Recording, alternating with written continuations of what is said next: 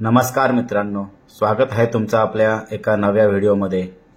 आज चालू असलेल्या सासवड मैदानामध्ये आपला बकासूर आणि कन्हैया ही जोडी पळत होती, परंतु अचानक दुसऱ्या गाडीने तास बदलला आणि ही गाडी बकासूर आणि कन्हैया या गाडीच्या समोर आली। त्यामुळे आपल्या बकासूरच्या पायाला थोडं खरचटलं आहे आणि नखीला थोडा मार लागलेला आहे। तर काही नाही, आपला बकासूर हा लवकरच बरा होईल आणि आपल्याला लवकरच हिंद केसरी 8 पुसेगाव या मैदानात दिसणार आहे। काही नाही, सर्वांची आई एकविरा चरणी प्रार्थना करतो की आपला बकासूर हा लवकरच बरा हो आणि आपल्याला लवकरात लवकर मैदानात दिसावा।